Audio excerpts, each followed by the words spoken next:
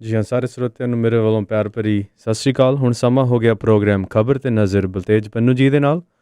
ਅੱਜ ਦਾ ਪ੍ਰੋਗਰਾਮ ਸ਼ੁਰੂ ਕਰਨ ਤੋਂ ਪਹਿਲਾਂ ਸਪਾਂਸਰਾਂ ਦਾ ਧੰਨਵਾਦ ਕਰਨਾ ਚਾਹੁੰਦੇ ਹਾਂ। ਖਾਲਸਾ ਇੰਸ਼ੋਰੈਂਸ ਸੈਨੋਜ਼ੇ ਤੋਂ, ਗੁਰਦੀਪ ਸਿੰਘ ਬਿਰਦੀ ਕਲੋਵਿਸ ਤੋਂ, ਸਤਨਾਮ ਸਿੰਘ ਸ਼ੇਰਗਿੱਲ ਸੈਲਮਾ ਤੋਂ, ਸੁਖਵਿੰਦਰ ਸਿੰਘ ਤੇ ਜਸਵੀਰ ਕੌਰ ਜੀ ਫਰੀਮਾਰਟ ਤੋਂ, ਲਾਲੀ ਸਿੱਧੂ ਜੀ ਬੇਕਰਸਫੀਲਡ ਤੋਂ, ਅਵਤਾਰ ਸਿੰਘ ਤੇ ਰਣਜੀਤ ਕੌਰ ਸਿੱਧੂ ਬੇਕਰਸਫੀਲਡ ਤੋਂ, ਜਗਤਾਰ ਸਿੰਘ ਆਨੰਦਪੁਰੀ ਫਰੀਮਾਰਟ ਤੋਂ, ਰਣਬੀਰ ਸਿੰਘ ਰਾਣਾ ਬੇਕਰਸਫੀਲਡ ਤੋਂ, ਮਨਜੀਤ ਸਿੰਘ ਦਵਾਨਾ ਜੀ ਫਰੈਜ਼ਨੋ ਤੋਂ ਅਤੇ ਬਲਰਾਜ ਕੌਰ ਸਹੋਤਾ ਸੈਲਮਾ ਤੋਂ। ਇਸ ਸਪਾਂਸਰਾਂ ਦਾ ਬਹੁਤ ਬਹੁਤ ਧੰਨਵਾਦ ਕਰਦੇ ਹਾਂ। ਅਤੇ ਹੁਣ ਅਸੀਂ ਸਵਾਗਤ ਕਰਦੇ ਹਾਂ ਬਲਤੇਜ ਪੰਨੂ ਜੀ ਨੂੰ। ਹਾਂਜੀ ਬਲਤੇਜ ਪੰਨੂ ਜੀ, ਸਤਿ ਸ਼੍ਰੀ ਅਕਾਲ, ਜੀ ਆਇਆਂ ਨੂੰ ਅੱਜ ਦੇ ਪ੍ਰੋਗਰਾਮ 'ਚ। ਦੀ ਮਿਹਰਬਾਨੀ ਜੀ ਔਰ ਨਿਗਾਹ ਮਾਰਦੇ ਹਾਂ ਜੀ ਆਪਣੇ ਆਲੇ ਦੁਆਲੇ ਦੇ ਉੱਤੇ ਜੋ ਕੁਛ ਜਿਹੜਾ ਵਾਪਰ ਰਿਹਾ। ਜੀ ਐਕਚੁਅਲੀ ਜਿਹੜਾ ਇਸ਼ੂ ਸਭ ਤੋਂ ਜ਼ਿਆਦਾ ਭਖਿਆ ਹੋਇਆ ਪਿਛਲੇ ਦਿਨਾਂ ਤੋਂ ਗੁਰਦਾਸਪੁਰ ਨੂੰ ਲੈ ਕੇ, ਜਿੱਥੇ ਇੱਕ ਵਿਧਾਇਕ ਜਿਹੜੇ ਲੁਧਿਆਣੇ ਤੋਂ ਨੇ ਸਿਮਰਜੀਤ ਸਿੰਘ ਬੈਂਸ, ਉਹਨਾਂ ਨੇ ਕੁਛ ਮੰਦੀ ਸ਼ਬਦਾਵਲੀ ਜਿਹੜੀ ਆ ਉੱਥੋਂ ਦੇ ਡਿਪਟੀ ਕਮਿਸ਼ਨਰ ਨੂੰ ਵਰਤੀ ਸੀਗੀ। ਸੋ ਡਿਪਟੀ ਕਮਿਸ਼ਨਰ ਦਫ਼ਤਰ ਦੇ ਜਿਹੜੇ ਮੁਲਾਜ਼ਮ ਹੈ ਉਹ ਡਿਪਟੀ ਕਮਿਸ਼ਨਰ ਦੇ ਹੱਕ ਦੇ ਵਿੱਚ ਜਿਹੜਾ ਦੀ ਉਹ ਆਏ ਆ। ਪੰਜਾਬ ਭਰ ਦੇ ਵਿੱਚ ਡਿਪਟੀ ਕਮਿਸ਼ਨਰ ਦਫ਼ਤਰਾਂ ਦੇ ਮੁਲਾਜ਼ਮ ਜਿਹੜੇ ਆ ਉਹ ਲੋਕ ਇਨਸਾਫ ਪਾਰਟੀ ਦੇ ਵਿਧਾਇਕ ਸਿਮਰਜੀਤ ਸਿੰਘ ਬੈਂਸ ਦੇ ਵੱਲੋਂ ਗੁਰਦਾਸਪੁਰ ਦੇ ਡਿਪਟੀ ਕਮਿਸ਼ਨਰ ਦੇ ਨਾਲ ਕੀਤੀ ਗਈ ਬਦਸਲੂਕੀ ਦੇ ਵਜੋਂ ਅੱਜ ਜਿਹੜਾ ਸੂਬੇ ਭਰ ਦੇ ਵਿੱਚ ਕਲਮ ਛੋੜ ਹੜਤਾਲ ਕਰਕੇ ਸੂਬੇ ਭਰ ਦੇ ਕੰਮ ਨੂੰ ਠੱਪ ਕਰਨਗੇ। ਜਿਹੜਾ ਜੀ ਤੋਂ ਇਲਾਵਾ ਕੁਛ ਮੁਲਜ਼ਮ ਜਿਹੜੀਆਂ ਜਥੇਬੰਦੀਆਂ ਨੇ, ਮੁਲਾਜ਼ਮ ਜਥੇਬੰਦੀਆਂ ਨੇ, ਉਹਨਾਂ ਨੇ ਵੀ ਅਧਿਕਾਰੀਆਂ ਦੇ ਨਾਲ ਮੀਟਿੰਗਾਂ ਜਿਹੜੀਆਂ ਦੀ ਉਹ ਕੀਤੀਆਂ ਨੇ ਔਰ ਜਿਹੜਾ ਬਦਸਲੂਕੀ ਵਾਲਾ ਮਾਮਲਾ ਇਹਦੇ ਖਿਲਾਫ ਸੰਘਰਸ਼ ਜਿਹੜਾ ਦੀ ਉਹ ਐਲਾਨੇ ਨੇ।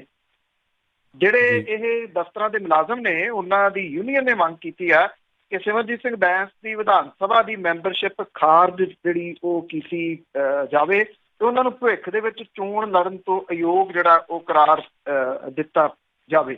ਅਜਿਹੀ ਮੰਗ ਜਿਹੜੀ ਹੈ ਜੀ ਉਹ ਕੀਤੀ ਗਈ ਆ। ਦੱਸੀਏ ਕਿ ਸਿਮਰਜੀਤ ਸਿੰਘ ਬੈਂਸ ਹੋਰਾਂ ਦੇ ਉੱਤੇ ਸਰਕਾਰੀ ਕੰਮ ਦੇ ਵਿੱਚ ਵਿਘਨ ਪਾਉਣ ਦੇ ਮਾਮਲੇ ਨੂੰ ਲੈ ਕੇ ਪਰਚਾ ਜਿਹੜਾ ਜੀ ਉਹ ਦਰਜ ਹੋ ਗਿਆ। ਸਿਮਰਜੀਤ ਸਿੰਘ ਬੈਂਸ ਹੋਰਾਂ ਦਾ ਇਹ ਜਿਹੜਾ ਜੀ ਸਟਾਈਲ ਚੋਖਾ ਪੁਰਾਣਾ ਹੈ। ਜੇ ਯਾਦ ਹੋਵੇ ਤਾਂ ਲੁਧਿਆਣੇ ਦੇ ਵਿੱਚ ਇੱਕ ਜਿਹੜੇ ਤਹਿਸੀਲਦਾਰ ਸਨ ਜੀ, ਉਹਨਾਂ ਦਾ ਬਹੁਤ ਬੁਰੇ ਤਰੀਕੇ ਦੇ ਨਾਲ ਕੁਟਾਪਾ ਕੀਤਾ ਗਿਆ ਸੀ। ਉਹਨਾਂ ਦੇ ਕੱਪੜੇ ਪਾੜ ਦਿੱਤੇ ਗਏ ਸੀ, ਜਿਹੜੇ ਕਿ ਅਸਲ ਦੇ ਵਿੱਚ ਫੌਜ ਦੇ ਵਿੱਚੋਂ ਜਿਹੜਾ ਜੀ ਆਏ ਹੋਏ ਸੀ ਔਰ ਨਿਹਾਇਤ ਇਮਾਨਦਾਰ ਆਫਿਸਰ ਅੱਜ ਵੀ ਜਿਹੜਾ ਜੀ ਉਹ ਜਾਣੇ ਜਾਂਦੇ ਆ। ਔਰ ਉਹਨਾਂ ਦੇ ਨਾਲ ਇਹ ਬਦਸਲੂਕੀ ਜਿਹੜੀ ਜੀ ਵਰ੍ਹਿਆਂ ਪਹਿਲਾਂ ਕੀਤੀ ਗਈ ਸੀ, ਇਹ ਮਾਮਲਾ ਅੱਜ ਵੀ ਅਦਾਲਤ ਦੇ ਵਿੱਚ ਚੱਲ ਰਿਹਾ। ਸਿਮਰਜੀਤ ਸਿੰਘ ਬੈਂਸ ਹੋਰੀ ਆਪਣਾ ਜਿਹੜਾ ਜੀ ਫੇਸਬੁੱਕ ਪੇਜ ਉਹਨੂੰ ਔਨ ਕਰਕੇ ਅਕਸਰ ਜਿਹੜਾ ਜੀ ਉਹ ਕਿਸੇ ਕਾਲਜ ਦੇ ਵਿੱਚ ਜਾਂ ਪਾਸਪੋਰਟ ਦਫ਼ਤਰ ਜਾਂ ਪੁਲਿਸ ਸਟੇਸ਼ਨ ਦੇ ਉੱਤੇ ਜਿਹੜਾ ਜੀ ਉਹ ਚਲੇ ਜਾਂਦੇ ਆ। ਇਹ ਵੀ ਲੋਕਾਂ ਦੇ ਵਿੱਚ ਚਰਚਾ ਜਿਹੜਾ ਜੀ ਉਹ ਰਹਿੰਦਾ ਹੈ ਕਿ ਮੁੜ ਕੇ ਇਹਨਾਂ ਮਾਮਲਿਆਂ ਦਾ ਕੀ ਬਣਦਾ ਕਿ ਉਹਦੀ ਕੋਈ ਫੋਲੋ ਅਪ ਜਿਹੜੀ ਹੈ ਜੀ ਉਹ ਨਹੀਂ ਲੱਭਦੀ। ਇਸ ਵਾਰੀ ਪੰਗਾ ਨੇ ਇਹ ਥੋੜਾ ਵੱਡਾ ਲੈ ਲਿਆ ਸੀ। ਉਸੇ ਤਰੀਕੇ ਦਾ ਜਿਹੋ ਜਿਹਾ ਉਹਨਾਂ ਨੇ ਇੱਕ ਤਹਿਸੀਲਦਾਰ ਸਾਹਿਬ ਜਿਹੜੇ ਸਨ ਬੈਨੀਪਾਲ, ਉਹਨਾਂ ਦੇ ਨਾਲ ਜਿਹੜਾ ਜੀ ਉਹ ਲਿਆ ਸੀਗਾ। ਇਹ ਪੰਗਾ ਉਸੇ ਤਰ੍ਹਾਂ ਦਾ ਜਿਹੜਾ ਜੀ ਹੈ। ਠੀਕ ਹੈ, ਉਦੋਂ ਬੈਨੀਪਾਲ ਸਾਹਿਬ ਦੇ ਨਾਲ ਤਾਂ ਕੁੱਟ ਕਟਾਪਾ ਬਹੁਤ ਕੀਤਾ ਗਿਆ ਸੀਗਾ। ਉਹਨਾਂ ਦੇ ਕੱਪੜੇ ਪਾੜ ਕੇ ਉਹਨਾਂ ਦੀ ਵੀਡੀਓ ਬਣਾ ਲਈ ਗਈ ਸੀ। ਉਹਨਾਂ ਨੂੰ ਬਾਹਰ ਦਫ਼ਤਰ ਚੋਂ ਲਿਆ ਕੇ ਜਿਹੜਾ ਜੀ ਉਹ ਫੇਰਿਆ ਗਿਆ ਸੀਗਾ। ਇਹ ਮਾਮਲਾ ਅਦਾਲਤ ਦੇ ਵਿੱਚ ਅਜੇ ਸੁਣਵਾਈ ਅਧੀਨ ਹੈ। ਤੋ ਇਹ ਉਹਨਾਂ ਨੂੰ ਕਿੰਨਾ ਜਿਹੜਾ ਜੀ ਉਹ ਭਾਰੀ ਪੈਂਦਾ। ਵੈਸੇ ਸਿਮਰਜੀਤ ਸਿੰਘ ਬੈਂਸ ਵੀ ਕਹਿੰਦੇ ਆ ਕਿ ਇਹ ਕੈਪਟਨ ਅਮਰਿੰਦਰ ਸਿੰਘ ਹੋਰਾਂ ਦੇ ਕਹੇ ਦੇ ਉੱਤੇ ਜਿਹੜਾ ਜੀ ਇਹ ਪਰਚਾ ਮੇਰੇ ਉੱਤੇ ਦਰਜ ਕਰਵਾਇਆ ਗਿਆ, ਕਿਉਂਕਿ ਉਹ ਇਹਨੂੰ ਹੋਰ ਟਰਨ ਦੇ ਰਹੇ ਆ ਕਿ ਸਿਟੀ ਸੈਂਟਰ ਘੁਟਾਲੇ ਮਾਮਲੇ ਦੇ ਵਿੱਚ ਉਹਨਾਂ ਨੇ ਕਿਉਂਕਿ ਹਾਈ ਕੋਰਟ ਚੈਲੰਜ ਕੀਤਾ, ਇਸ ਕਰਕੇ ਜਿਹੜਾ ਜੀ ਕਰਾਇਆ। ਜਦੋਂ ਕਿ ਕਿਹਾ ਜਾਂਦਾ ਕਿ ਬੈਂਸ ਸਾਹਿਬ ਨੇ ਖੁਦ ਹੀ ਇਹ ਵੀਡੀਓ ਜਿਹੜੀ ਜੀ ਉਹ ਵਾਇਰਲ ਕੀਤੀ, ਜਿਹੜੇ ਗੁਰਦਾਸਪੁਰ ਦੇ ਡਿਪਟੀ ਕਮਿਸ਼ਨਰ ਦੇ ਨਾਲ ਜਿਹੜਾ ਉਹਦੇ ਦਫ਼ਤਰ ਦੇ ਵਿੱਚ ਜਾ ਕੇ ਉਹਨੂੰ ਇਹ ਕਹਿ ਰਹੇ ਕਿ ਤੇਰੇ ਬਾਪ ਦਾ ਦਫ਼ਤਰ ਜਿਹੜਾ ਜੀ ਉਹ ਨਹੀਂ ਗਾ ਇਹਨੂੰ ਲੈ ਕੇ। ਤਾਂ ਲੱਗੀ ਇਹ ਮਾਮਲਾ ਜਿਹੜਾ ਜੀ ਸਿਆਸੀ ਤੌਰ ਦੇ ਉੱਤੇ ਕਿੰਨਾ ਕੁ ਜ਼ਿਆਦਾ ਜਿਹੜਾ ਉਹ ਉੱਭਰਦਾ। ਫਿਰੋਜ਼ਪੁਰ ਡਿਸਟ੍ਰਿਕਟ ਦੇ ਪਿੰਡ ਸ਼ੇਰਖਾਂ ਦੇ ਵਿੱਚ ਰਾਤ ਜ਼ਿਮੀਂਦਾਰਾਂ ਦੇ ਦਰਮਿਆਨ ਤੇ ਦਲਿਤ ਭਾਈਚਾਰੇ ਦੇ ਦਰਮਿਆਨ ਇੱਕ ਖੂਨੀ ਝੜਪ ਜਿਹੜੀ ਜੀ ਹੋਈ ਆ ਔਰ ਇਹਦੇ ਵਿੱਚ 12 ਦੇ ਕਰੀਬ ਲੋਕ ਜਿਹੜੇ ਆ ਜ਼ਖਮੀ ਹੋਏ ਆ। ਦੋਵਾਂ ਧਿਰਾਂ ਨੇ ਡਾਂਗਾ ਸੋਟਿਆਂ ਤੋਂ ਇਲਾਵਾ ਜਿਹੜੇ ਤੇਜ਼ ਧਾਰ ਮਾਰੂ ਹਥਿਆਰ ਆ ਉਹ ਵੀ ਵਰਤੇ, ਗੋਲੀਆਂ ਵੀ ਚੱਲੀਆਂ। ਦਲਿਤ ਧਿਰ ਦੇ ਅੱਧੀ ਦਰਜਨ ਦੇ ਕਰੀਬ ਜ਼ਖਮੀ ਜਿਹੜੇ ਨੇ ਉਹਨਾਂ ਨੂੰ ਫਿਰੋਜ਼ਪੁਰ ਦੇ ਸਿਵਲ ਹਸਪੀਟਲ ਦੇ ਵਿੱਚ ਦਾਖਲ ਜਿਹੜਾ ਜੀ ਉਹ ਕਰਵਾਇਆ ਗਿਆ। ਪੁਲਿਸ ਦੇ ਵੱਲੋਂ ਦੋਵਾਂ ਧਿਰਾਂ ਦੇ ਬਿਆਨ ਦਰਜ ਕਰਕੇ ਕਾਰਵਾਈ ਜਿਹੜੀ ਜੀ ਉਹ ਕੀਤੀ ਜਾ ਰਹੀ ਹੈ। ਅਸਲ ਦੇ ਵਿੱਚ ਵਾਲਮੀਕ ਧਰਮ ਸਮਾਜ ਦੇ ਕਾਰਕੁਨਾਂ ਦੇ ਵੱਲੋਂ ਪੰਜਾਬ ਬੰਦ ਦੇ ਸੱਦੇ ਤੇ ਰੋਸ ਪ੍ਰਦਰਸ਼ਨ ਕੀਤਾ ਗਿਆ ਸੀਗਾ। ਇਸ ਪਿੰਡ ਦੇ ਵਿੱਚ ਰਹਿੰਦੇ ਜਿਹੜੇ ਵਾਲਮੀਕ ਭਾਈਚਾਰੇ ਦੇ ਲੋਕ ਆ, ਉਹਨਾਂ ਦੇ ਵੱਲੋਂ ਪਿੰਡ ਦੀਆਂ ਦੁਕਾਨਾਂ ਨੂੰ ਬੰਦ ਕਰਵਾ ਕੇ ਜਿਹੜੀ ਮੁੱਖ ਸੜਕ ਮਾਰਗ ਨੂੰ ਬੰਦ ਕੀਤਾ ਗਿਆ ਸੀਗਾ। ਇਹਦੇ ਦੌਰਾਨ ਪਿੰਡ ਦਾ ਜਿਹੜਾ ਕਾਂਗਰਸੀ ਸਰਪੰਚ ਹੈ ਉਹ ਆਪਣੇ ਭਤੀਜੇ ਦੇ ਨਾਲ ਉੱਥੋਂ ਲੰਘਿਆ ਤਾਂ ਪ੍ਰਦਰਸ਼ਨਕਾਰੀਆਂ ਦੇ ਨਾਲ ਬਹਿਸ ਉਹਦੀ ਜਿਹੜੀ ਸੀ ਉਹ ਹੋ ਗਈ। ਦਲਿਤ ਧਿਰ ਦੇ ਇੱਕ ਬੰਦੇ ਨੇ ਦੇ ਦੱਸਣ ਦੇ ਮੁਤਾਬਕ ਚਰਨਜੀਤ ਆਪਣੇ ਕੁਝ ਸਾਥੀਆਂ ਦੇ ਨਾਲ ਮਿਲ ਕੇ ਉਹਨੂੰ ਕਥਿਤ ਤੌਰ ਤੇ ਉਹਨੂੰ ਘੇਰ ਲਿਆ ਤੇ ਉਹਦੀ ਕੁੱਟਮਾਰ ਕੀਤੀ, ਜਿਸ ਤੋਂ ਬਾਅਦ ਇਹ ਮਾਮਲਾ ਵਿਗੜ ਗਿਆ। ਦੋਵਾਂ ਧਿਰਾਂ ਦੇ ਦਰਮਿਆਨ ਹਿੰਸਕ ਝੜਪਾਂ ਜਿਹੜੀਆਂ ਦੀ ਹੋਈਆਂ। ਇਸ ਝੜਪ ਦੇ ਵਿੱਚ ਸਰਪੰਚ ਧਿਰ ਦੇ ਕੁਝ ਬੰਦੇ ਵੀ ਜਿਹੜੇ ਜ਼ਖਮੀ ਹੋਏ, ਜਿਹੜੇ ਕਿ ਹਸਪਤਾਲ ਦੇ ਵਿੱਚ ਦਾਖਲ ਨੇ। ਅਸਲ ਦੇ ਵਿੱਚ ਨਾ ਜੀ ਡਰ ਇਸੇ ਹੀ ਗੱਲ ਦਾ ਆ ਕਿ ਸਰਕਾਰ ਜਿਹੜੀ ਆ ਉਹ ਇਸ ਮਾਮਲੇ ਨੂੰ ਤੂਲ ਦੇ ਰਹੀ ਆ। ਜਿੱਥੇ ਜਲੰਧਰ ਦੇ ਵਿੱਚ ਸਬਜ਼ੀ ਵਾਲੇ ਗਰੀਬ ਸਬਜ਼ੀ ਵਾਲੇ ਜਿਹੜੇ ਸੀ ਉਹਨਾਂ ਦੀਆਂ ਸਬਜ਼ੀਆਂ ਤਹਿਸ ਨਹਿਸ ਕਰ ਦਿੱਤੀਆਂ, ਪੁਲਿਸ ਬਾਹਰ ਖੜੀ ਤਮਾਸ਼ਾ ਵੇਖਦੀ ਰਹੀ। ਸ਼ਾਇਦ ਜਿਹੜੀ ਸਰਕਾਰ ਆ ਉਹ ਦੋ ਜਿਹੜੇ ਫਿਰਕੇ ਆ ਉਹਨਾਂ ਨੂੰ ਪੜ੍ਹਾ ਦੇਣਾ ਚਾਹੁੰਦੀ ਆ। ਇਹਦੇ ਵਿੱਚ ਉਹਦੀ ਜਿਹੜੀ ਜੀ ਉਹ ਭਲਾਈ ਜਾਪਦੀ ਆ, ਕਿਉਂਕਿ ਚੁਫੇਰਿਓਂ ਸਰਕਾਰ ਜਿਹੜੀ ਆ ਉਹ ਵੱਖ-ਵੱਖ ਜਿਹੜੇ ਹੈਗੇ ਨੇ ਮਾਮਲੇ ਉਹਨਾਂ 'ਚ ਘਿਰੀ ਹੋਈ ਆ। ਚਾਹੇ ਉਹ ਗੁਰੂ ਗ੍ਰੰਥ ਸਾਹਿਬ ਦੀ ਬੇਅਦਬੀ ਦਾ ਮਾਮਲਾ ਹੈ, ਚਾਹੇ ਉਹ ਚਿੱਟੇ ਵਾਲਾ ਜਿਹੜਾ ਜੀ ਵੱਡਾ ਮਾਮਲਾ, ਇਹ ਦੋ ਵੱਡੇ ਮਾਮਲੇ ਨੇ। ਸਰਕਾਰ ਨੂੰ ਇਹਦਾ ਕੋਈ ਜਵਾਬ ਨਹੀਂ ਆ ਰਿਹਾ। ਸ਼ਾਇਦ ਇਸੇ ਕਰਕੇ ਕਿਉਂਕਿ ਮੁੱਖ ਮੰਤਰੀ ਸਾਹਿਬ ਦਾ ਬਿਆਨ ਜਦੋਂ ਪਿਛਲੇ ਦਿਨੀ ਇਹ ਬੰਦ ਹੋਇਆ ਸੀਗਾ ਭਗਤ ਰਵਿਦਾਸ ਜੀ ਦੇ ਮੰਦਿਰ ਨੂੰ ਤੋੜਨ ਨੂੰ ਲੈ ਕੇ, ਉਦੋਂ ਵੀ ਤੋੜ ਭੰਨ ਹੋਈ ਸੀ। ਮੁੱਖ ਮੰਤਰੀ ਸਾਹਿਬ ਨੂੰ ਪੁੱਛਿਆ ਸੀਗਾ ਕਿ ਇਹਦਾ ਤੋੜ ਭੰਨ ਦਾ ਕੀ ਕਰੋਗੇ, ਤੇ ਉਹ ਕਹਿੰਦੇ ਬੱਚੇ ਨੇ, ਕੋਈ ਗੱਲ ਨਹੀਂ, ਕਿਸੇ ਤੇ ਮਾਮਲਾ ਦਰਜ ਨਹੀਂ ਕੀਤਾ ਗਿਆ। ਉਹਨਾਂ ਦੀ ਚੜ੍ਹ ਮੱਚ ਗਈ ਔਰ ਇਹ ਮੱਚੀ ਹੋਈ ਚੜ੍ਹ ਦੇ ਵਿੱਚ ਉਹਨਾਂ ਨੇ ਫਿਰ ਇਸ ਵਾਰੀ ਜਿਹੜੀ ਸੀ ਤੋੜ ਭੰਨ ਡਬਲ ਟ੍ਰਿਪਲ ਜਿਹੜੀ ਸੀ ਉਹ ਕਰਤੀ। ਇਹਦੇ ਵਿੱਚ ਗਰੀਬ ਲੋਕ ਜਿਹੜੇ ਸੀਗੇ ਜਿਨ੍ਹਾਂ ਦੀਆਂ ਦੁਕਾਨਾਂ ਭੰਨ ਦਿੱਤੀਆਂ ਗਈਆਂ। ਇਹ ਗੱਲ ਚੱਲੀ ਆ। ਤੇ ਨਕੋਦਰ ਵਾਲੀ ਗੱਲ ਵੀ ਜਿਹੜੀ ਵੀ ਕਰ ਲਈਏ, ਪੰਜਾਬ ਬੰਦ ਦੇ ਦੌਰਾਨ ਨਕੋਦਰ ਦੇ ਵਿੱਚ ਆਪਣੇ ਬਚਾਅ ਦੇ ਵਾਸਤੇ ਗੋਲੀ ਚਲਾਉਣ ਵਾਲੇ ਦੇ ਹੱਕ ਦੇ ਵਿੱਚ ਜਥੇਬੰਦੀਆਂ ਜਿਹੜੀਆਂ ਦੀ ਉਹ ਆ ਗਈਆਂ ਨੇ ਔਰ ਉਹਨਾਂ ਨੇ ਨਕੋਦਰ ਥਾਣੇ ਦਾ ਘਿਰਾਓ ਕੀਤਾ ਔਰ ਪੁਲਿਸ ਨੂੰ ਚੇਤਾਵਨੀ ਦਿੱਤੀ ਆ ਕਿ 10 ਤਰੀਕ ਤੱਕ ਕੇਸ ਵਾਪਸ ਲਿਆ ਜਾਵੇ, ਨਹੀਂ ਤਾਂ ਉਹ ਸਖਤ ਐਕਸ਼ਨ ਜਿਹੜਾ ਜੀ ਉਹ ਲੈਣਗੇ। ਥਾਣੇ ਦੇ ਬਾਹਰ ਧਰਨਾ ਦੇ ਰਹੀਆਂ ਜਿਹੜੀਆਂ ਇਹ ਜਥੇਬੰਦੀਆਂ ਨੇ ਉਹਨਾਂ ਨੇ ਇਹ ਗੱਲ ਕਹੀ ਆ ਕਿ ਜਬਰੀ ਦੁਕਾਨਾਂ ਬੰਦ ਕਰਵਾਉਣ ਤੇ ਦੁਕਾਨਾਂ ਦੀ ਭੰਨ ਤੋੜ ਕਰਨ ਵਾਲੇ ਜਿਹੜੇ ਗੁੰਡਾ ਅਨਸਰ ਨੇ ਉਹਨਾਂ ਦੇ ਵਿਰੁੱਧ 10 ਸਤੰਬਰ ਤੱਕ ਕਾਰਵਾਈ ਨਾ ਹੋਈ ਤਾਂ ਉਹ ਸਖਤ ਐਕਸ਼ਨ ਕਰਨ ਲਈ ਮਜਬੂਰ ਹੋਣਗੇ। ਪੰਜਾਬ ਬੰਦ ਦੇ ਦੌਰਾਨ ਨਕੋਦਰ ਦੇ ਵਿੱਚ ਜਨਰੇਟਰਾਂ ਦੀ ਇੱਕ ਦੁਕਾਨ ਨੂੰ ਜਬਰੀ ਬੰਦ ਕਰਾਉਣ ਦੇ ਵੇਲੇ ਇਹ ਵਿਵਾਦ ਪੈਦਾ ਹੋ ਗਿਆ ਸੀਗਾ। ਦੁਕਾਨ ਦੇ ਮਾਲਕ ਨੇ ਗੋਲੀ ਚਲਾਤੀ ਕਿਉਂਕਿ ਉਹਨੂੰ ਨਹੀਂ ਤਾਂ ਭੀੜ ਉਹਨੂੰ ਪੈ ਨਿਕਲੀ ਸੀ। ਭੀੜ ਉਹਦਾ ਕੀ ਹਸ਼ਰ ਕਰ ਦਿੰਦੀ ਇਹ ਸੋਚਿਆ ਹੀ ਜਾ ਸਕਦਾ ਹੈ ਜੇ ਉਹ ਆਪਣੀ ਸੈਲਫ ਪ੍ਰੋਟੈਕਸ਼ਨ ਦੇ ਵਾਸਤੇ ਆਪਣੀ ਲਾਇਸੈਂਸੀ ਜਿਹੜੇ ਪਿਸਤੌਲ ਸੀਗਾ ਉਹਦੇ ਨਾਲ ਗੋਲੀ ਨਾ ਚਲਾਉਂਦਾ ਜੀ। ਇਹ ਗੋਲੀ ਇੱਕ ਵਿਅਕਤੀ ਦੇ ਢਿੱਡ ਦੇ ਵਿੱਚ ਜਿਹੜੀ ਸੀ ਲੱਗੀ ਔਰ ਜਿਹੜਾ ਮਾਮਲਾ ਸੀਗਾ ਉਹ ਇਰਾਦਾ ਕਤਲ ਦਾ ਇਸ ਦੁਕਾਨ ਵਾਲੇ ਦੇ ਉੱਤੇ ਜਿਹੜਾ ਵੀ ਕਰ ਲਿਆ ਗਿਆ ਦਰਜ ਔਰ ਇਹਦੇ ਨਾਲ SC ST ਐਕਟ ਵੀ ਜਿਹੜਾ ਜੀ ਉਹ ਲਾਤਾ। ਜਿਹੜਾ ਵਿਅਕਤੀ ਸੀ ਉਹਦੇ ਭਰਾ ਨੂੰ ਵੀ ਨਾਲ ਜਿਹੜਾ ਜੀ ਉਹ ਗ੍ਰਿਫਤਾਰ ਕਰ ਲਿਆ ਗਿਆ। ਜਿਹੜੇ ਡਿਪਟੀ ਕਮਿਸ਼ਨਰ ਆ ਜੀ ਉਹਨੇ ਜਿਹਦੇ ਗੋਲੀ ਵੱਜੀ ਆ ਉਹਦੇ ਪਰਿਵਾਰ ਨੂੰ ਹਰ ਤਰ੍ਹਾਂ ਦੀ ਦੇਣ ਦਾ ਭਰੋਸਾ ਜਿਹੜਾ ਜੀ ਉਹ ਦਿੱਤਾ, ਜਦੋਂ ਕਿ ਗੋਲੀ ਵਾਲੇ ਮਾਮਲੇ ਦੇ ਉੱਤੇ ਕੋਈ ਅਫਸਰ ਜਿਹੜਾ ਜੀ ਅਜੇ ਬੋਲ ਨਹੀਂ ਰਿਹਾ। ਇਹ ਕਿਹਾ ਜਾ ਰਿਹਾ ਕਿ ਜਿਹਦੇ ਗੋਲੀ ਵੱਜੀ ਆ ਉਹ ਤੇ ਉਹਦੇ ਸਣੇ 5 ਜਾਣੇ ਹੋਰ ਨੇ ਜਿਹੜੀ ਹੁੱਲੜਬਾਜ਼ੀ ਕਰਨ ਵਾਲੀ ਭੀੜ ਦੇ ਵਿੱਚ ਸਾਹਮਣੇ ਸੀਗੇ ਔਰ 20 ਜਾਣੇ ਸੀਗੇ ਇਹ ਟੋਟਲ ਜਿਹੜੇ ਜਿਨ੍ਹਾਂ ਨੇ ਇਸ ਦੁਕਾਨ ਦੇ ਮਾਲਕ ਦੇ ਉੱਤੇ ਹਮਲਾ ਜਿਹੜਾ ਜੀ ਉਹ ਕੀਤਾ। ਹੁਣ 20 ਜਾਣਿਆਂ ਦਾ ਮੁਕਾਬਲਾ ਜਿਹੜਾ ਜੀ ਉਹ ਆਮ ਬੰਦਾ ਕਿਵੇਂ ਕਰੂਗਾ।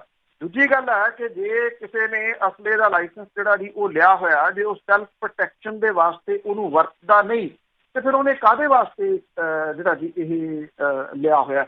ਤੇ ਇਹ ਮਾਮਲਾ ਨਕੋਦਰ ਵਾਲਾ ਵੀ ਜਿਹੜਾ ਜੀ ਉਹ ਪੱਖ ਰਿਹਾ। ਉੱਧਰ ਜਿਹੜੀਆਂ ਵੀਡੀਓਜ਼ ਵਾਇਰਲ ਹੋਈਆਂ ਨੇ ਇਸ ਜਿਹੜੀ ਭੀੜ ਦੇ ਵੱਲੋਂ ਕੀਤੀ ਗਈ ਤੋੜ ਭੰਨ ਦੀਆਂ ਉਹ ਵੀ ਵੱਡੇ ਚਰਚਾ ਦੇ ਵਿੱਚ ਨੇ ਜੀ। ਇਸ ਵੇਲੇ ਦੇਸ਼ ਦੇ ਵਿੱਚ ਫੈਲ ਰਹੀ ਮੰਦੀ ਦਾ ਜਿਹੜਾ ਜੀ ਉਹ ਵੱਡਾ ਚਰਚਾ ਹੈ।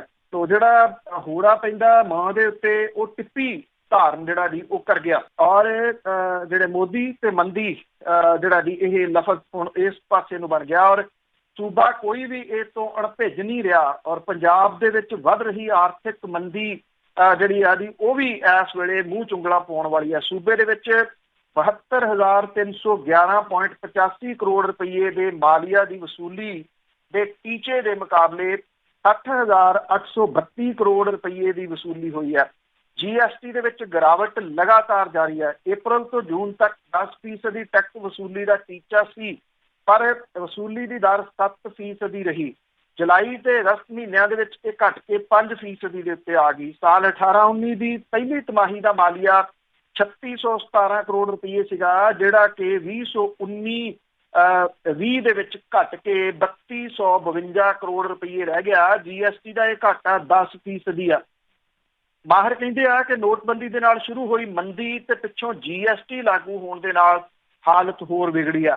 ਇਹਦੇ ਕਰਕੇ ਛੋਟੇ ਕਾਰੋਬਾਰੀ ਕਾਰੋਬਾਰ ਵਿੱਚੋਂ ਬਾਹਰ ਹੋ ਰਹੇ ਆ।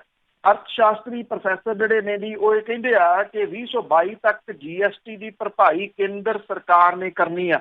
ਪਰ ਸਵਾਲ ਇਹ ਉੱਠਦਾ ਹੈ ਕਿ ਜੇ ਹਾਲਾਤ ਇਹ ਰਹੇ ਤਾਂ 2022 ਤੋਂ ਪਿੱਛੋਂ ਪੰਜਾਬ ਦਾ ਕੀ ਬਣੇਗਾ। ਇੱਥੇ ਇਨਵੈਸਟ ਵਾਸਤੇ ਮਾਹੌਲ ਪੰਜਾਬ ਜਿਹੜਾ ਪੈਦਾ ਕਰਨਾ ਚਾਹੁੰਦਾ, ਪਰ ਇਹ ਬਣ ਨਹੀਂ ਰਿਹਾ। ਸੂਬਾ ਸਰਕਾਰ ਦੇ ਵੱਲੋਂ ਇਨਵੈਸਟ ਪੰਜਾਬ ਵਰਗੀ ਮੁਹਿੰਮ ਜਿਹੜੀ ਸ਼ੁਰੂ ਕੀਤੀ ਹੈ, ਇਹਨੂੰ ਹੁੰਗਾਰਾ ਹੀ ਨਹੀਂ ਮਿਲ ਰਿਹਾ। ਕਾਰੋਬਾਰ ਦੇ ਵਿੱਚ ਆਈ ਖੜੋਤ ਕਰਕੇ ਲੋਕਾਂ ਦੀਆਂ ਜੇਬਾਂ ਵਿੱਚ ਪੈਸਾ ਘਟ ਗਿਆ ਤੇ ਉਹਨਾਂ ਦੀ ਖਰੀਦ ਸ਼ਕਤੀ ਜਿਹੜੀ ਹੈ ਜੀ ਉਹ ਘਟ ਗਈ ਹੈ। ਪਾਕਿਸਤਾਨ ਦੀ ਸਰਹੱਦ ਤੋਂ 7-8 ਕਿਲੋਮੀਟਰ ਦੀ ਦੂਰੀ ਤੇ ਵਸੇ ਜਲਾਲਾਬਾਦ ਪੱਛਮੀ ਦਾ ਇੱਕ ਜਿਹੜਾ ਕਾਰੋਬਾਰੀ ਹੈ ਜੀ ਉਹ ਕਹਿੰਦਾ ਕਿ ਪਹਿਲਾਂ ਜਿਹੜੇ ਬਾਜ਼ਾਰ ਦੇ ਵਿੱਚੋਂ ਮੋਟਰਸਾਈਕਲ ਤੇ ਨਿਕਲਣਾ ਮੁਸ਼ਕਲ ਸੀ, ਅੱਜ ਕੱਲ ਉਸ ਬਾਜ਼ਾਰ ਦੇ ਵਿੱਚ ਸੌਖਿਆਂ ਕਾਰ ਰਾਹੀਂ ਜਾਇਆ ਜਾ ਸਕਦਾ ਹੈ। ਕਿਸੇ ਕਾਰੋਬਾਰੀ ਨੂੰ ਕਾਰੋਬਾਰ ਬਾਰੇ ਪੁੱਛਣ ਤੇ ਉਹ ਕਹਿੰਦੇ ਆ ਕਿ ਬੜੀ ਮੁਸ਼ਕਲ ਦੇ ਨਾਲ ਗੁਜ਼ਾਰਾ ਹੋ ਰਿਹਾ।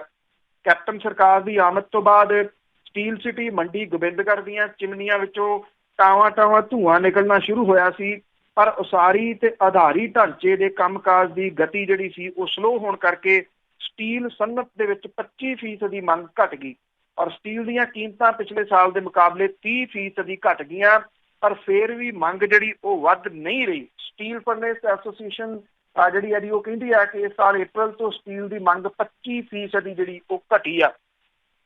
ਪੰਜਾਬ ਦੇ ਆਰਥਿਕ ਮਾਹਰ ਨੇ ਪ੍ਰੋਫੈਸਰ ਸੁੱਚਾ ਸਿੰਘ ਗਿੱਲ, ਉਹ ਕਹਿੰਦੇ ਆ ਕਿ ਦੇਸ਼ ਦੇ ਵਿੱਚ ਪਿਛਲੇ 45 ਸਾਲਾਂ ਦੇ ਮੁਕਾਬਲੇ ਇਸ ਵੇਲੇ ਸਭ ਤੋਂ ਵੱਧ ਬੇਰੁਜ਼ਗਾਰੀ ਆ। ਦੇਸ਼ ਦੀ 6.1% ਵਰਕਫੋਰਸ ਤੇ 16% ਨੌਜਵਾਨ ਬੇਰੁਜ਼ਗਾਰ ਨੇ ਔਰ ਪਿਛਲੇ 3-4 ਮਹੀਨਿਆਂ ਦੇ ਵਿੱਚ ਸਟੀਲ ਤੇ ਆਟੋਮੋਬਾਈਲ ਦੇ ਨਾਲ ਜੁੜੇ ਯੂਨਿਟ ਜਿਹੜਾ ਉਹ ਬੰਦ ਹੋਣ ਦੇ ਨਾਲ 4 ਲੱਖ ਨੌਕਰੀਆਂ ਚਲੇ ਗਈਆਂ ਨੇ। ਸੋ ਮੰਦੇ ਦੀ ਮਾਰ ਪੰਜਾਬ ਦੇ ਉੱਤੇ ਵੀ ਬੁਰੇ ਤਰੀਕੇ ਦੇ ਨਾਲ ਜਿਹੜਾ ਜੀ ਉਹ ਪੈ ਰਹੀ ਆ, ਜਿਹੜਾ ਕਿ ਪਹਿਲਾਂ ਹੀ ਜਿਹੜਾ ਜੀ ਆਪਣੇ ਖਜ਼ਾਨੇ ਨੂੰ ਲੈ ਕੇ ਚਾਰੇ ਨੂੰ ਲੈ ਕੇ ਚੁਫੇਰਿਓਂ ਘਿਰਿਆ ਹੋਇਆ ਜੀ। ਸ਼੍ਰੋਮਣੀ ਗੁਰਦੁਆਰਾ ਪ੍ਰਬੰਧਕ ਕਮੇਟੀ ਦੇ ਵੱਲੋਂ ਗੁਰੂ ਨਾਨਕ ਸਾਹਿਬ ਦੇ 550 ਸਾਲਾ ਪ੍ਰਕਾਸ਼ ਪੁਰਬ ਸੰਬੰਧੀ ਕਰਾਏ ਜਾ ਰਹੇ ਸਮਾਗਮ ਦੀਆਂ ਤਿਆਰੀਆਂ ਦੇ ਵਿੱਚ ਸੂਬਾ ਸਰਕਾਰ ਦੇ ਵੱਲੋਂ ਹਿੱਸਾ ਨਾ ਲੈਣ ਸੰਬੰਧੀ ਦਿੱਤੇ ਜਿਹੜਾ ਬਿਆਨ ਹੈ, ਇਹ ਇਸ ਵੇਲੇ ਜਿਹੜਾ ਜੀ ਉਹ ਭਖ ਗਿਆ ਹੋਇਆ। ਮੁੱਖ ਮੰਤਰੀ ਕੈਪਟਨ ਅਮਰਿੰਦਰ ਸਿੰਘ ਹੋਰਾਂ ਨੇ ਕਿਹਾ ਕਿ ਇਸ ਇਤਿਹਾਸਕ ਦਿਹਾੜੇ ਦੇ ਪ੍ਰੋਗਰਾਮਾਂ ਦੀ ਰੂਪ-ਰੇਖਾ ਉਲੀਕਣ ਲਈ ਧਾਰਮਿਕ ਸੰਸਥਾਵਾਂ ਦੇ ਨਾਲ ਤਾਲਮੇਲ ਦੇ ਵਾਸਤੇ ਪਹਿਲਾਂ ਮੰਤਰੀਆਂ ਦੀ ਕਮੇਟੀ ਬਣਾਈ ਗਈ ਆ। ਮੁੱਖ ਮੰਤਰੀ ਨੇ ਕਿਹਾ ਕਿ ਕੈਬਨਿਟ ਮੰਤਰੀ ਚਰਨਜੀਤ ਸਿੰਘ ਚੰਨੀ, ਸੁਖਜਿੰਦਰ ਸਿੰਘ ਰੰਧਾਵਾ ਤੇ OP ਸੋਨੀ ਨੂੰ ਪਹਿਲਾਂ ਹੀ ਨਿਰਦੇਸ਼ ਦਿੱਤੇ ਹੋਏ ਆ ਕਿ ਉਹ ਪ੍ਰਕਾਸ਼ ਪੁਰਬ ਮਨਾਉਣ ਸੰਬੰਧੀ ਸ਼੍ਰੋਮਣੀ ਕਮੇਟੀ ਦੇ ਨਾਲ ਸਾਰੇ ਮਾਮਲਿਆਂ ਤੇ ਸਲਾਹ ਕਰਨ। ਮੁੱਖ ਮੰਤਰੀ ਦਾ ਇਹ ਕਹਿਣਾ ਹੈ ਕਿ ਸੂਬਾ ਸਰਕਾਰ ਤੇ ਇਹ ਦੋਸ਼ ਲਾਉਣਾ ਕਿ ਉਹ ਸ੍ਰੀ ਅਕਾਲ ਤਖਤ ਸਾਹਿਬ ਦੇ ਵੱਲੋਂ ਸਾਂਝਾ ਸਮਾਗਮ ਕਰਨ ਸੰਬੰਧੀ ਜਾਰੀ ਦਿਸ਼ਾ ਨਿਰਦੇਸ਼ ਤਹਿਤ ਸਾਂਝਾ ਸਮਾਗਮ ਕਰਵਾਉਣ ਦੇ ਵਿੱਚ ਦਿਲਚਸਪੀ ਨਹੀਂ ਦਿਖਾ ਰਹੀ, ਇਹ ਗਲਤ ਹੈ। ਉਹਨਾਂ ਨੇ ਇਹ ਵੀ ਕਿਹਾ ਕਿ ਸ਼੍ਰੋਮਣੀ ਕਮੇਟੀ ਸੂਬਾ ਸਰਕਾਰ ਦੇ ਨਾਲ ਇਸ ਇਤਿਹਾਸਕ ਦਿਹਾੜੇ ਨੂੰ ਸਾਂਝੇ ਮੰਚ ਦੇ ਉੱਤੇ ਮਨਾਉਣ ਤੋਂ ਭੱਜ ਰਹੀ ਹੈ।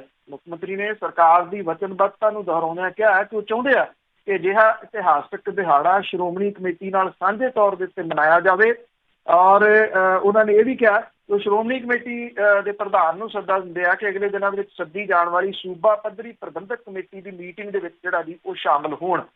ਦੂਜੇ ਪਾਸੇ ਜਿਹੜੇ ਅਕਾਲੀ ਦਲ ਹੈ, ਜੋ ਸ਼੍ਰੋਮਣੀ ਕਮੇਟੀ ਹੈ, ਇੱਕੋ ਹੀ ਚੀਜ਼ ਆ, ਉਹਨਾਂ ਵੱਲੋਂ ਇਹ ਜਿਹੜਾ ਇਹ ਕਿਹਾ ਗਿਆ ਕਿ ਪ੍ਰਕਾਸ਼ ਪੁਰਬ ਸਾਂਝਾ ਸਮਾਗਮ ਕਰਨ ਲਈ ਯਤਨ ਨਾ ਕਰਨ ਦਾ ਠੀਕਰਾ ਉਹਨਾਂ ਨੇ ਇਹ ਕਿਹਾ ਕਿ ਸ਼੍ਰੋਮਣੀ ਗੁਰਦੁਆਰਾ ਪ੍ਰਬੰਧਕ ਕਮੇਟੀ ਦੇ ਸਿਰ ਨਾ ਭੰਨਿਆ ਜਾਵੇ ਔਰ ਇਹ ਕਿਹਾ ਕਿ ਅਸਲ ਦੇ ਵਿੱਚ ਮੁੱਖ ਮੰਤਰੀ ਉਹਨਾਂ ਦੇ ਕਰੀਬੀ ਇਸ ਇਤਿਹਾਸਕ ਮੌਕੇ ਬੇਰ ਸਾਹਿਬ ਦੇ ਵਿੱਚ ਹੋ ਰਹੇ ਸਮਾਗਮਾਂ ਨੂੰ ਰੋਕਣਾ ਚਾਹੁੰਦੇ ਨੇ। ਸੋ ਇਸ ਮਾਮਲੇ ਦੇ ਉੱਤੇ ਤੁਸੀਂ ਦੇਖੋ ਕਿ ਜਿਹੜਾ ਜੀ ਮਨਾਇਆ ਗੁਰਪੁਰਬ ਜਾਣਾ ਤੇ ਉਹਦੇ ਉੱਤੇ ਸਿਆਸਤ ਜਿਹੜੀ ਹੈ ਜੀ ਉਹ ਸਿਖਰ ਦੀ ਇਹਨਾਂ ਲੋਕਾਂ ਨੇ ਕਰਨੀ ਜਿਹੜੀ ਜੀ ਉਹ ਸ਼ੁਰੂ ਕਰ ਦਿੱਤੀ ਹੈ।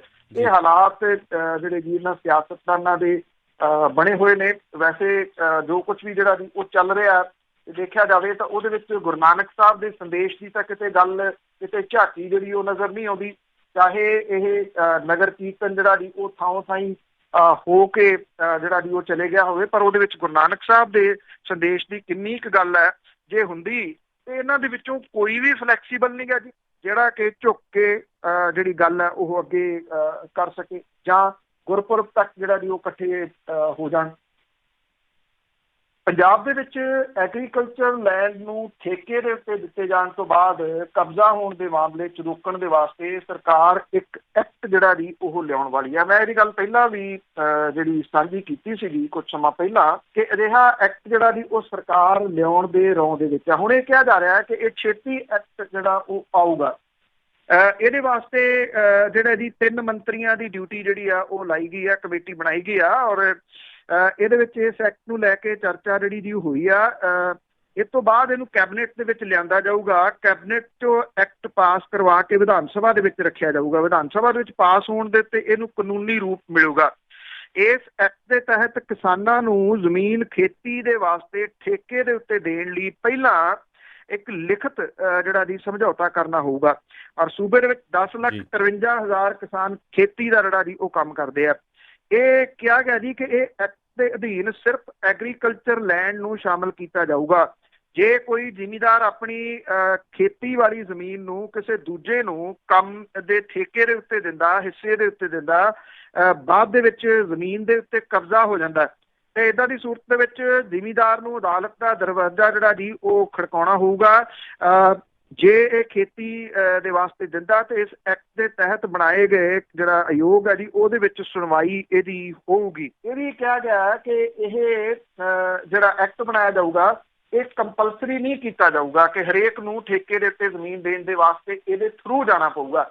ਜੇ ਕੋਈ ਚਾਹੇ ਤਾਂ ਉਹ ਇਹਦੇ ਥਰੂ ਜਿਹੜਾ ਜੀ ਉਹ ਜਾ ਸਕਦਾ ਕਿਉਂਕਿ ਉਹਦੇ ਕੋਲੇ ਇੰਨਾ ਜਿਹੜਾ ਜੀ ਉਹ ਰਹੂਗਾ ਕਿ ਕੱਲ ਨੂੰ ਜੇ ਉਹਨੂੰ ਕੋਈ ਮੁਸ਼ਕਿਲ ਆਉਂਦੀ ਆ ਜਿਹਨੂੰ ਠੇਕੇ ਤੇ ਦੇ ਗਿਆ, ਖਾਸ ਤੌਰ ਦੇ ਉੱਤੇ ਪ੍ਰਵਾਸੀ ਲੋਕਾਂ ਦੀ ਜਿਹੜੀ ਜ਼ਮੀਨ ਆ ਉਹ ਠੇਕੇ ਦੇ ਉੱਤੇ ਜਿਹੜੀ ਜੀ ਉਹ ਹੈਗੀ ਆ, ਤੋ ਉਹ ਜਿਹੜਾ ਜੀ ਇਹਦੇ ਤਹਿਤ ਲਿਖਤ ਰੂਪ ਦੇ ਵਿੱਚ ਜਿਹੜਾ ਉਹ ਕਰ ਸਕਦੇ ਆ। ਉਹਨਾਂ ਦੀ ਕਾਫੀ ਹੱਦ ਤੱਕ ਤੁਸੀਂ ਕਹਿ ਲਓ ਕਿ ਸਿਕਿਉਰਿਟੀ ਹੋ ਸਕਦੀ ਆ। ਬਾਕੀ ਇਹ ਜਿਹੜਾ ਐਕਟ ਹੈ ਜਦੋਂ ਆਊਗਾ ਇਹਦੀਆਂ ਮੱਦਾਂ ਕੀ ਜਿਹੜੀਆਂ ਦੀ ਉਹ ਹੋਣਗੀਆਂ, ਕੀ ਕਲੌਜ਼ ਹੋਣਗੇ, ਉਹਦੇ ਉੱਤੇ ਨੇੜਿਓਂ ਨਿਗਾਹ ਰੱਖਾਂਗੇ ਔਰ ਤੁਹਾਨੂੰ ਡਿਟੇਲ ਜਿਹੜੀ ਹੈ ਜੀ ਉਹ ਸਾਰੀ ਸਾਂਝੀ ਕਰਦੇ ਰਹਾਂਗੇ। ਇੱਕ ਪ੍ਰਸਿੱਧ ਵਕੀਲ ਜਦੋਂ ਉਹਨਾਂ ਦਾ ਨਾਮ ਜਿਹੜਾ ਜੀ ਉਹ ਆਉਂਦਾ ਸੀ ਤੇ ਇੱਕ ਬਹੁਤ ਧੜੱਲੇਦਾਰ ਵਕੀਲ ਦਾ ਚਿਹਰਾ ਜਿਹੜਾ ਜੀ ਉਹ ਸਾਹਮਣੇ ਆਉਂਦਾ, ਉਹ ਸੀ ਜੀ ਰਾਮ ਜੇਠ ਮਲਾਨੀ। 14 ਸਤੰਬਰ 1923 ਨੂੰ ਜਨਮੇ ਰਾਮ ਜੇਠ ਮਲਾਨੀ ਹੋਰਾਂ ਦਾ 95 ਸਾਲ ਦੀ ਉਮਰ ਦੇ ਵਿੱਚ ਜਿਹੜਾ ਜੀ ਉਹ ਦੇਹਾਂਤ ਹੋ ਗਿਆ। ਅਟਲ ਬਿਹਾਰੀ ਵਾਜਪੇਈ ਦੀ ਸਰਕਾਰ ਦੇ ਵਿੱਚ ਉਹ ਕਾਨੂੰਨ ਤੇ ਸ਼ਹਿਰੀ ਵਿਕਾਸ ਮੰਤਰੀ ਰਹੇ। ਬਿਹਾਰ ਦੇ ਰਾਸ਼ਟਰੀ ਜਨਤਾ ਦਲ ਦੇ ਰਾਜ ਸਭਾ ਦੇ ਮੈਂਬਰ ਵੀ ਉਹ ਰਹੇ।